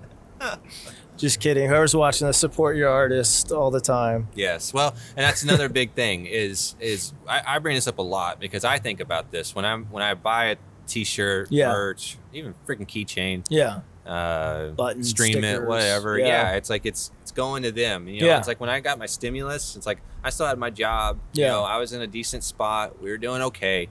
I was like, so it was the first thing I thought about. It was like, man, it's like all these people that have now been limited and their job's totally frozen for a good year. Yeah. It's like, so I invested in like the small, medium artists that I've been following. Like, I'm not going to buy the Rolling Stones' newest album on gold vinyl. Target has them good to go with their shirts there. Like they're fine. They are fine. And they sell their vinyl at Target. Yeah. So it's like, you know what? They're great. They're better than fine. You hear that, Mick Jagger? Screw you. It's like, but they, you know, it's like, but small and medium people, you know, it's like, I bought a lot of vinyl and a couple of t-shirts. Like I bought like this band Holy Hive. They're really good. Brand new. Nice. Super brand new, kind of a folky. Okay. Folky. I love it then. I love folk. They're really good. And they're with a new label too, out of New York called Big Crown. I'm talking to them to try and get rights to use their music in a review, because I want to review their album. It's called Float Back to You. What are they called again? Holy Hive. I'm gonna add them to my list right now. Yeah, they're really good. Holy Hive. I think you'd be really impressed with his voice. It's like HIGH. Yep. Or Hive. Oh, Hive. Sorry. Holy Hive. No, Hive. Got you. Hive. Okay. Yeah, I'm gonna listen to them. But yeah, they're really good. So I bought a few of their stuff. Nice, Washed Out's new album. I don't know, just some random local stuff too. But yeah, it's just, I don't know, because that's how I think. Yeah, it's important, you know? Yeah. Like, if nobody's buying anything, if nobody's listening to anything, then like, yeah, like you're making the music for yourself, but you also want it to be heard, you know? Yeah. And if people are just like, I mean, it's different if you suck, I guess. Yes. but like if you have something, you know, that's good, and no one's really showing you the support, yeah, it sucks. You feel like, why am I doing this? You know, like I have 100 people telling me I'm great, but then I have like 3 guys who are like, you suck, I don't like you, and you're like, damn it, maybe I do suck. Well, that's the other thing of this social media it's anomaly. The worst, man. Is you don't just get the audience. A lot of times you get a vocal minority. Yeah. You know, and because some of the people that appreciate you the most might be a passive, appreciator. You know, it's like they like one song and they'll only listen to it maybe on YouTube. They'll never go into Spotify. We'll get random DMs on like Instagram and stuff like that. And like, I'm horrible at social media. Like, I'm the worst human being when it comes to social media. And but we'll get like these random messages that are like in our like private message, or like the ones that don't get sent to like the general or whatever on Instagram. And so I won't see them for like 4 or 5 months. And like, we've had some before where like someone will message us and be like, hey, this song like helped me through a really, really, really tough time, and I just wanted to let you know. And then like, of course, like a year later, I'm like, awesome. I feel like a dick at that point, but it's really cool because it is that minority person who's just like, not, you know, they're very passive. They don't put themselves out to like really, you know, them doing that, messaging you and telling you it was huge for them. Yeah. You know, and I'm just the dickhead who didn't respond for a year. Well, but that's all a part of like scaling up and managing that kind of stuff. Because even if you got bigger and you had someone that constantly runs your social media stuff and passes along notes like that, it's like you might be big enough to that point where like, oh, that's nice. Yeah. You know, it's just like, I just don't have the time to like go back and forth with you. You know, it's like, it's just, you're at a different level, and it's weird. Because like, yeah, I've had those moments, like random moments of inspiration. It's like, wow, it's like this album. It's like, I didn't even realize like how important this was to me. It's like, I really want to message the artists and just kind of realize like, but they're massive. Like, you know, it's just, I don't know. But it's a weird, like, I don't know, mindscape to go through, because you're, through social media, you can see through all the windows. You can see everybody and what they're doing all the time. But then, like, they might have 1,000 messages in their inbox, and you never know what's going to happen. Dude. Or this might be the one time they check it, you know? Yep. Or it's like for me, for the show, it's like, like I've reached out to a bunch of small to medium bands to either be on the show, let me use their music, because I really love their music and would love to promote it and talk about it. But the sometimes it's a cold no. It's cold rejection, because it's just, there is no response. They didn't, maybe never even saw it, you know? And so it's up to me to keep swinging, keep going at it. Dude, persistence is key. You know, like there's times like where people have reached out that we may have seen something or we may not have seen something, and, you know, they'll hit me up like continuously, and like, you know, especially like with bands and stuff, like your contact info is everywhere. Right. You know, it's like, there's this guy out of LA who wanted to do a write-up on Ready to Go, and he had messaged us on Instagram. I didn't see it, and then he messaged me or emailed me, and I had seen it, but I was like, oh, I'll get back to him. The dude somehow found my number and it texted me and was like, hey, I've sent you a message, I sent you an email, I really want to review. And I was like, oh shit, yeah, dude, I'm so sorry, I just totally spaced out, I meant to message you back, you know? Yeah. But I mean, dude was persistent, and like, and he did an awesome write-up. You know, it was one of the best reviews we've had. And so, you know, persistence is key. Yeah, you know, like, big time. If you really want somebody to hear it, like, reach out. Yeah, well, and that's kind of well, it's not even rust, because I don't have rust with this yet. But it's kind of the oil I need. I'm keeping on my gears of thinking about this and promoting it and reaching out to these people. It's like they, you know, it's like I need initiative. I need to push and just keep asking. Because the other thing too is, it's a lot of these people probably been doing it for a long time. Yeah. They've dealt with a lot of people much bigger than me. Yeah. It's like, so if anything, if I'm going to stand out as the little guy, as the newest name on the circuit, for music promotion or whatever, it's like I have to be consistent. I have to be borderline annoying, because that's all those effective. I don't think it's annoying though, right? Like I think it becomes annoying if you harass. You know what I mean? Like harass in the sense of like where they say no and you just you're keep like, asking. Hey, fucking do it. Come on, do it. Yeah. But like, no, I think persistence, man. Like, especially like starting out, like doing stuff like this, like hitting everybody up and just continuing to hit them up is key. You know, and that's for musicians and other artists and stuff. Like, don't take no for an answer. Yeah, like you can respect it. Right. But like, don't let that stop you. Oh yeah. Well, I'm an outside sales rep for that sign company. Yeah. So you know that all the time. We don't want your work. Yeah. Like, thanks. Thanks. Okay. Just, fuck no me. Worries. Yeah. Nah, dude. I think that's why a lot of artists and stuff give up, is because they've been told no so many times. Yeah. You know, like. Or they had some golden child expectation of just walking into it. Yeah, like their shit doesn't stink. Yeah. I'm the best. It's like, oh, I have my first meeting with these new bandmates, and as soon as I walk in that room, we're gonna be the new Beatles. Hell yeah, it's man. Like, even the Beatles didn't know what the hell they were for years. They covered songs for 2 years. They didn't know what they were doing. That's all right. John had a 6-string guitar with 5 strings on it for 2 years. He didn't even know. It's like, he didn't even know. Yeah. Oh my god. Yeah, when he first met George, he didn't realize that it was completely out of tune for a while. Oh my god. But they were like 16. Yeah. And this was late 50s. So sure, you can just jump on Ultimate Guitar. Yeah, guitartuner.com. Have it on your phone. Yeah.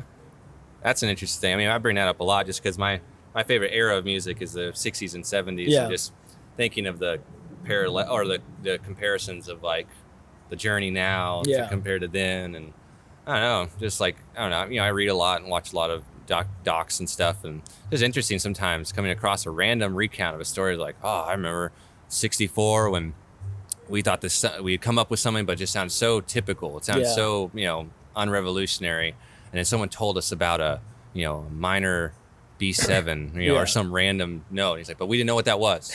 We didn't know what that was, but we wanted to find it because someone told us it was exotic. Yeah. Like, so we went across town to this music teacher who said that he could teach us, and then he taught us. It's just like, you couldn't just like. Yeah. What's a B7? What's diminished to the blah blah blah? Yeah. Like, what's shit. A perfect?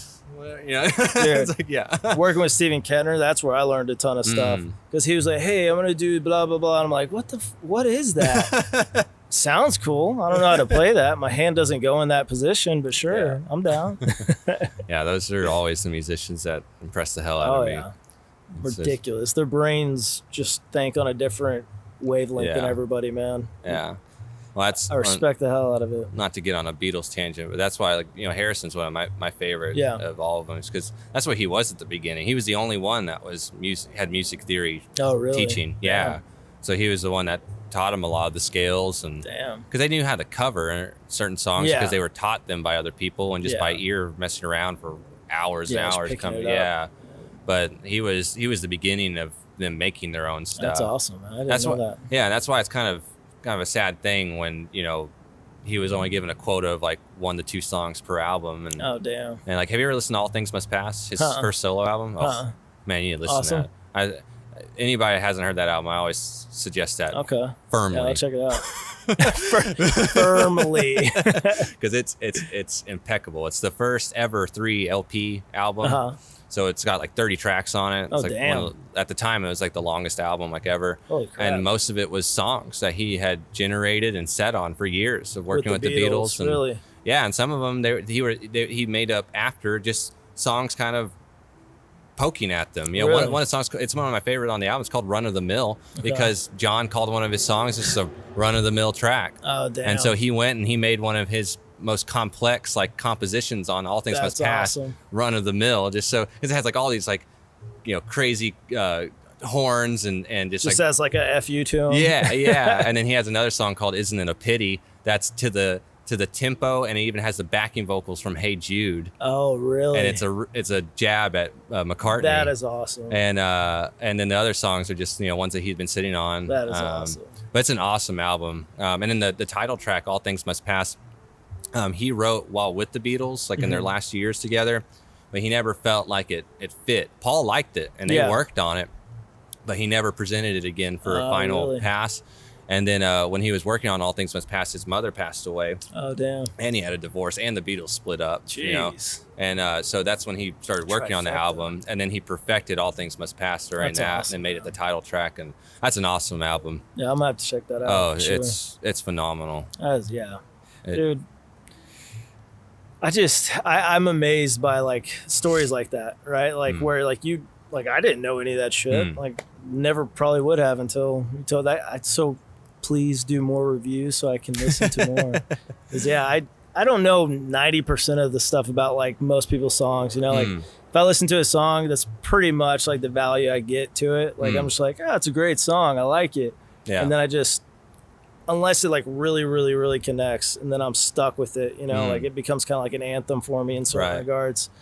But that's so rare to me now. Like for me personally, like to like find a song or like an artist that like I'm just so like ready to deep dive. I have to like, and it's probably just where I'm at in life, you know.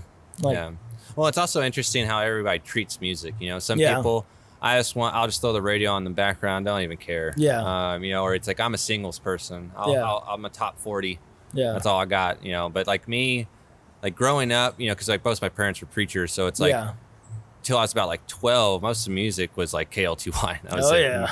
And then, but in the Beatles, like early 60s Beatles, none of the psychedelic Beatles, but because that's Satan. Yes, talking through the radio.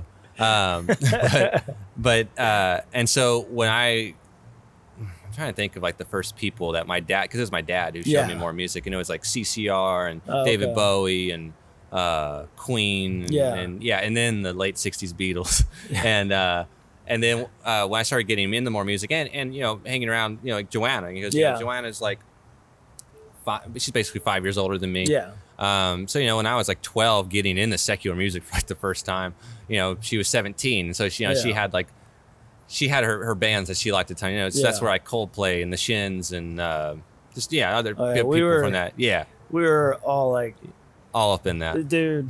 Because I mean I hung out with her and Maggie and all them like nonstop. So that's what always music was on, always like and so it's like so that was kind of the beginnings. No, I need to back this up because I did a album review of the White Album. And I started with that one because that was actually my first album. Oh, really? The first album that like my dad, they re-released them like in 2008 or whatever on CD. And that was the only one he bought was the White Album one. And it was a kind of a random time. Like we weren't spending a lot of money. We were kind of careful. And then he bought this Beatles album. So I was like, why'd you buy the CD? Like this nice CD thing. And he's like, it's a great album. And I was kind of like, it's a 12-year-old. It's kind of like, what songs are on? He's like, well, you know, Blackbird off of it. And he's like, but I think that might be it. I was like, what do you mean that's it? He's like, there's all these songs listed. You're saying I've never heard any of these? And he's like, I don't think so. It's naive, you know, the young ego. I was just like, but I thought I've heard it all. I've heard a lot, so I thought I've heard everything, you know.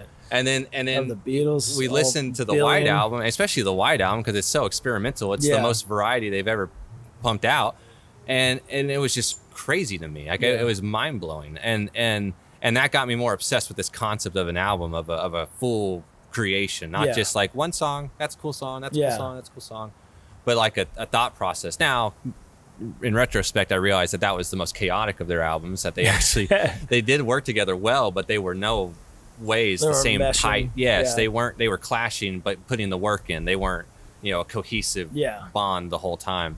But that was my first experience, and then with Coldplay and the Shins and some of those other artists, that was my first swings at, you know, like X and Y. I think that was another one of my first great record. Great album. And that was another one of my first full albums. I was like, man, through and through, I thought that was a great piece of work. And so I started to build up that need for not just a good single, and it better be backed up by an amazing record. By a good piece of work. Because then I just feel like you might be phoning it in, or you might have just let, you know, just turn it down off of 11 and went down to 4 for a little bit. Give them the best, and then we'll just because that's kind of the old bag. All this other shit in there. It's kind of the old. That was kind of the old deal, you know, especially back in the day when it was all tape, and it was a lot of effort, a lot of time. We had like the concept albums and stuff, you know, back like in like the 60s, 70s, 80s. Like you had all these albums that like they like had a story to them. Yeah. Right. Like it was like you had to listen to each song in order to get like the premise of like the entire record. Yeah. Whereas like now singles are such a thing that like most artists, whenever they compile a 10-song record after they've already released like 5 singles, if you listen to it consecutively, like all the way through, it's like, this doesn't really make sense together. Yeah. Like this song's about like suicide. This one's about partying. This one's about shitting on a wall. Like, you know, like none of them make sense together anymore. Yeah. And I mean, I fall into that. Well, it's like we were just talking about. It's that modern approach to tracking your music success. Yeah. And you pump out a variety and you see what plays. Yeah. And you're literally watching the numbers. Yeah. You know, you're not waiting for your guy to call you and be like, hey, you got, you know, the numbers are rising. You know, it's like, no, you just pull it up, you log in. Picture the guy with like a cigarette, like, hey man, you're popping off right now. Do more of that disco shit. It's great.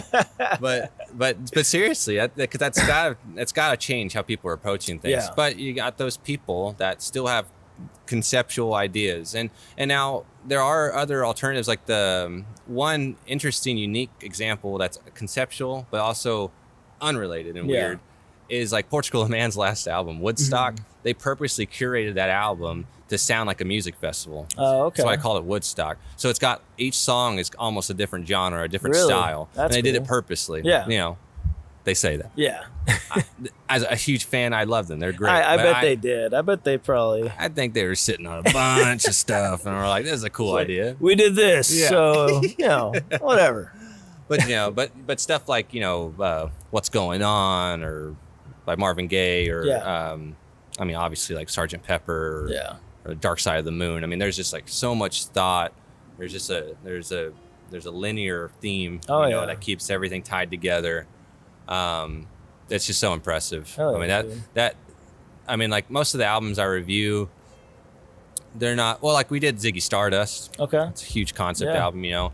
But that's a unique album too, because it morphed into a concept album. It was in no way that, and then they started to build this character and this aesthetic, and we're like, well, let's just run with it. Which became like the biggest like hit character, that like persona anybody ever like had, right? Yeah. Like people are still dressing up like that, like for Halloween and shit. Yeah. But like, it's impressive, and it's a certain awareness, you know, and tact in handling your ability and your and where you want yourself to go. You know, it's like where and what you think's worthwhile. You know, even if you've written 8 songs and they're nowhere related, but you want a concept album, because this is what he did. I mean, that's what he did. They made these songs. They weren't completely related, but then they started to build this idea. So they revisited it and then tailored them into this, you know, different creation of, you know, of an experience instead. Yeah. And I don't know. I mean, I just find that utterly impressive, but it keeps me plugged in, like big time. Hell yeah. Plugged in to what they've created as their image, because you know, I went to school for branding and marketing, and in my job is branding and marketing. Yeah. So when someone can really hone in on that and really master what they are, and they're really projecting, I'm particular, you know, there's just a lot of stuff that's you gotta really round off your aesthetic, you know, because if you're loose about it, okay, if it's good, it's good. Nothing bad. But if you can round off everything, you know, to have the same color theme and to, you know, it's like, I don't know, you know, but to keep it real, like the Black Keys, their last album, Let's Rock, you know, it's like everything was like grainy, like old school. It was pink and black. And then all the songs were supposed to be like kind of a tribute to classic rock. And so all the songs kind of have that, either like a classic rock kind of sound or a Nashville rock kind of sound. They're giving you the whole experience versus just like, here's the music. Yeah. We're giving you like the visual representation as well, the aesthetic. Yeah. And then they're doing it again. They're releasing an album, I think, in May, the Black Keys, and it's going to be all covers, and it's all blues covers, like all Delta blues songs that they grew up on, or that Dan really loved. And it's kind of same thing. The album artwork's like a grungy old gas station, and all the merch and stuff just like worn out kind of logos and stuff like that.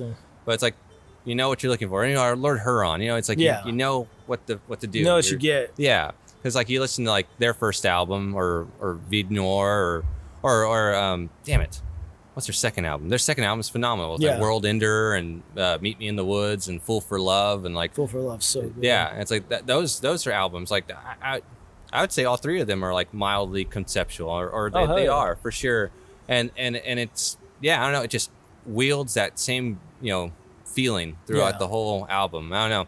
That's because I'm an album guy. Yeah. You know, I mean, I love to listen to a full album, and I love to not judge it, but try and see through what I think they saw. Yeah. You know, like why analyze it. Yeah. Why put that song at the end? You know, because I know some artists, they'll put the weakest track at the end. It just is what it is. I don't like it, so we'll put it at the end. Yeah. But you have people like, I don't know, like Donald Glover or other people where I've noticed sometimes they put some of their heavy hitters at the end because it's all concept. Yeah. You know, because like Because the Internet, Childish Gambino, full concept album. Yeah. Full on through and through.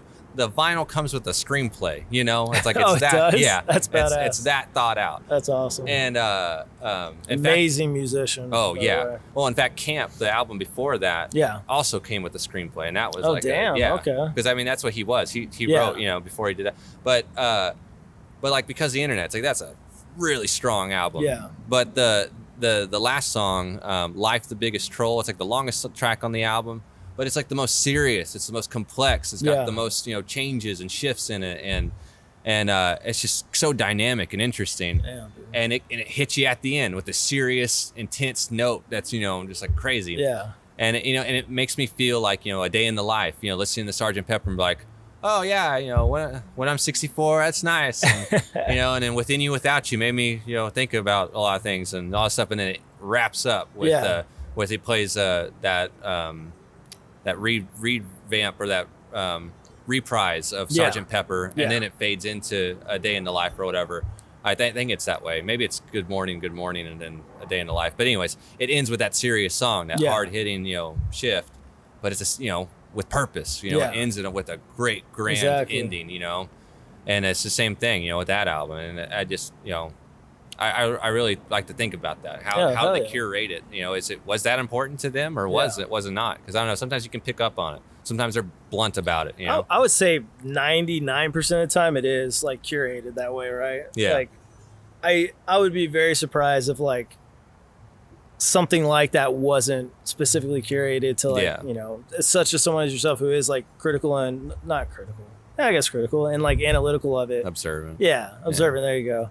Like I don't sound like a judgy. Hey, you can be judgy, man. The shit out of you. Judge the shit out of you. Coming for you, Beatles.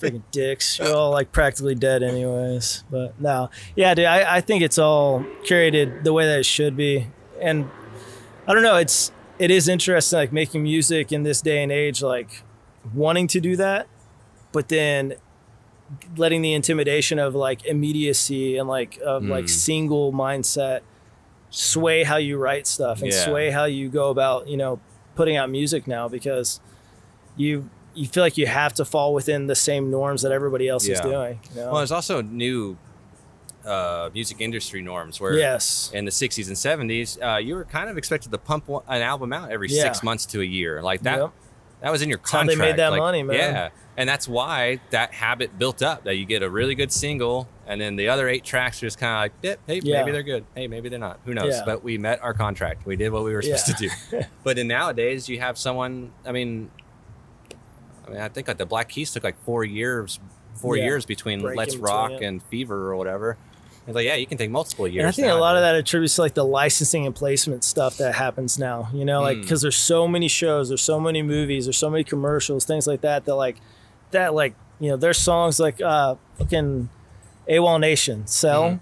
That song is still everywhere. Yeah. I mean, it's like 10 years now, isn't it? Close to? Yeah, about like 9. It's a long ass time years, that song is still being used everywhere. Yeah. I mean, which I get it. It's Cell. Like, it's just got like this like great thing to it.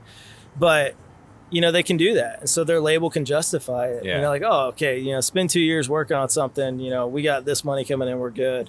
Yeah. You know, like now they're like, God, it drives me crazy. But now, like, they're like, what's your TikTok following like? Oh. What's your Instagram following like? What's this you like? need to watch that Black Keys episode on Joe Rogan. Oh, they hit on that? He particularly Carney. Oh, he gets really? like offended. He's like, I hate modern labels. Yeah. And how like he worked on like some album like with him and another artist he knew. He gave it to Warner Brothers because he like was due an album within like a 2-year period or something. Yeah. He gives it to him early and they just throw it in the vault. And they're like, I don't think we'll release it because there's just not a big enough following, and I don't know, we didn't really like it, and just kind of, all right. And he's like, what?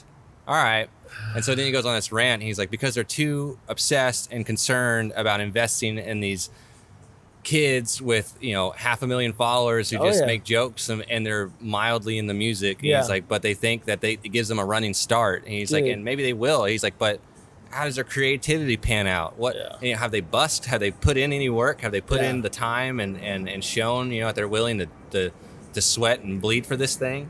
It's like, well, no, they have a running start. Yeah, that's literally what it is. Yeah, they popped off on Instagram or on TikTok or Twitter, and now they have a built-in 500,000 followers, so that's easy as shit, right? Or one of those, like, I'm sure this is a new thing, particularly with TikTok, is your song a meme? Is your song a running gag?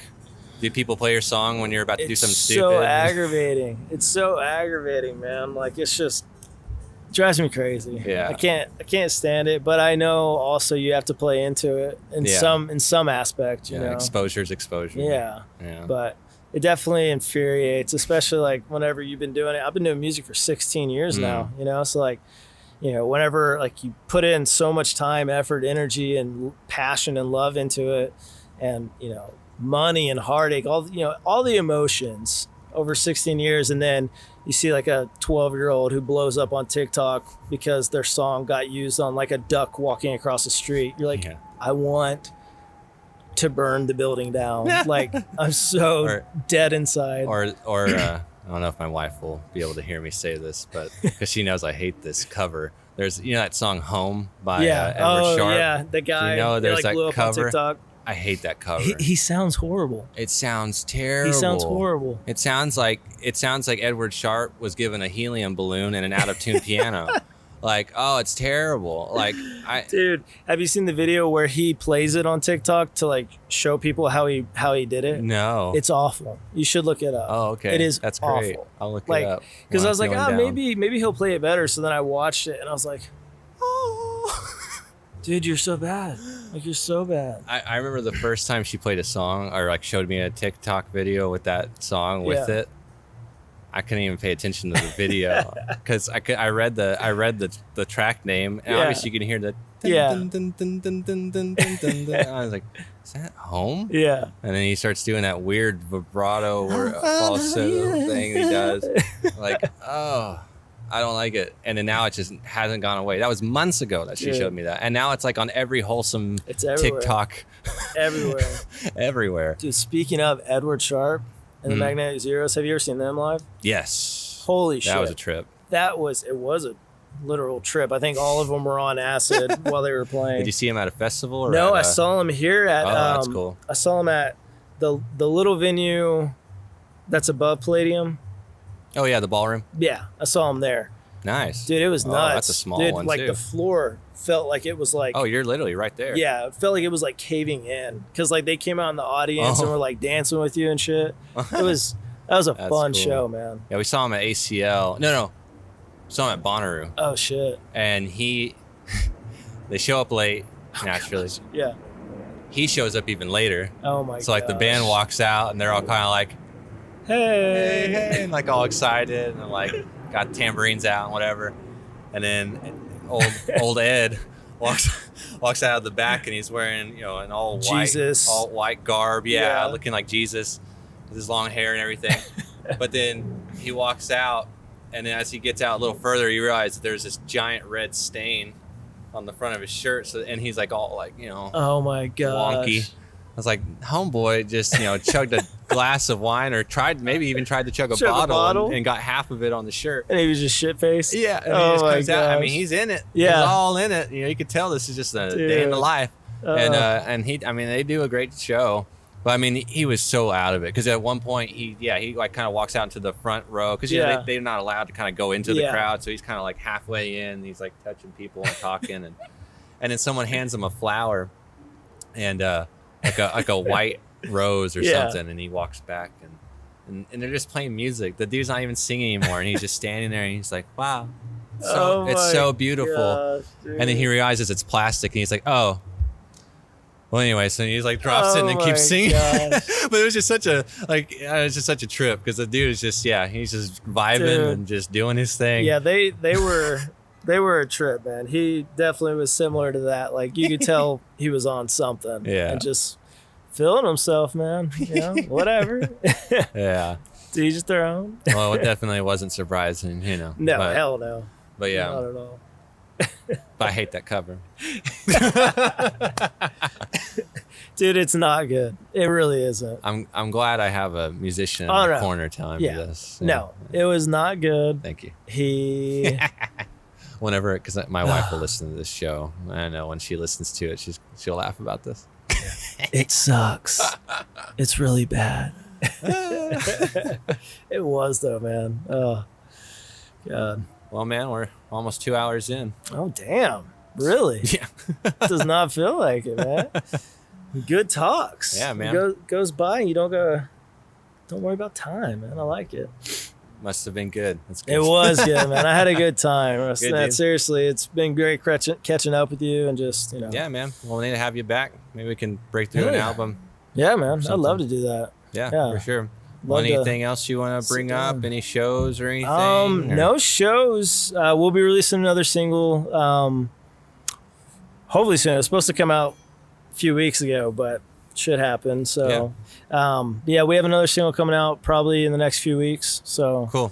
That we'll be releasing singles. Trying to do every 6 weeks for the end of the year. Okay. And we might by the end of the year release an EP. Nice. With like the singles as well, so nice. We'll see. I don't know. We haven't really figured that out yet. Cool. Just kind of flying by seat of our pants, man. Just trying to figure it out. But yeah. Well, hey, you got a good start, man. I like those 2 singles so far. Thanks so much, man. I really do appreciate that. Yeah, absolutely. Oh yeah. Yeah. Well, I'm trying to do the same, man. Trying to get an EP out by the end of this year. Hey, there you go, dude. Hell yeah. Get it. Just do it. Yeah. Well, that's we talked about different trajectories and jumping off points and how to handle your marketing and how to build your audience, whatever. And this is my weird approach is I'm starting with a podcast. Hey, hell yeah. And I'm making music in the background. I've been making music and jamming with people for the last 5-6 years. You know, just learning music and theory and just playing it naturally with other people and just developing stuff. Just being a decent musician. That's all I've been worried about. And then now this last couple of years, especially with COVID, it's like, all right, button it up, because I went to media tech and I did audio engineering courses, like get back into it. It's been years, like 7 years. Yeah. Now that you're okay with music, get okay with that. There you go. And then fucking get good with it, and then you'll be great. Hell yeah. So we'll see what happens. But I'm excited for you, man. Thanks, man. Likewise, y'all are all these looking over here. Listen to his shit. Okay. No, seriously, dude, this is awesome. I'm proud of you, and I'm excited to be a part of it, man. Yeah, dude. Gotta use the media tech skills. Hell yes. Good old media tech, man. Yeah, dude. Shout out to Miss Noise. Yeah, she's still there? I don't think so. She's not there anymore, but she's still doing audio video stuff. All right. Yeah, Miss Noise. Yeah. I put her through the ringer, man. I was. Oh yeah. Oh gosh, dude. The like the competition stuff. Oh hell, I was nuts. We were like sneaking like beers and vodka and like going to our hotel rooms and like back there drinking and stuff. She like come into the room and was like, "Hey, we're not doing anything." And she's like, "Yo, y'all are so funny." And we're just like, "Yeah, we're drunk right now." God. Might cut that part out. No, I'm just kidding. Don't underage drink. It's bad. Oh yeah, we were stupid. God. Yeah. I wasn't that type of student, so no comment. You were sweet baby. Miss Noise was like my mentor. Oh, I love Miss Noise, man. She taught me a ton of stuff, man. And like I that's where I learned how to like start producing like music even, because they had that sound booth room. Oh yeah, dude, we built that, man. We I remember putting that together and like getting it all ready. Yeah. And we like convinced her to spend way too much money on like preamps and shit. We were like, we need this tube preamp for whenever we do like our stories. And she was like, that's a good idea. And then like on Saturdays, we're back there like writing music. Now I hope she doesn't hear this. I love you, Miss Noise. I'm a better human now, I promise. Well, if anything, that benefited me like 5 years later. Exactly. See, man, we were just helping. We were investing in the future. That's right, man. It wasn't her money. It was the school's money. Yeah. Whatever. Just her reputation. Good old Duncanville High School. Yeah. What year did you graduate? 2012. Okay. Nice, man. Yeah. Baby. It's about been 10 years for me, which is crazy. Man, that is nuts. Holy shit. Next year. Did Joanna go to her? I guess this is unrelated. Did Joanna go to her 10-year reunion? I didn't. No. No way in hell. Oh, yeah. Hell no. Hell no. Yeah, I'll probably go, just out of curiosity. You should, man. Yeah. I'll go to the 20th if I'm still alive. Knock on wood. Where's some wood at? There's no wood around, brother. Geez. There's a tree behind you. I'll risk it. Oh, God. Well, yeah, dude. Well, it's been good catching up. Likewise. Stay in touch, brother. Definitely. Awesome. Till next time. Thank you for listening. For more episodes, visit our website, musicmythpodcast.com, and follow us on Instagram and Twitter. Goodbye.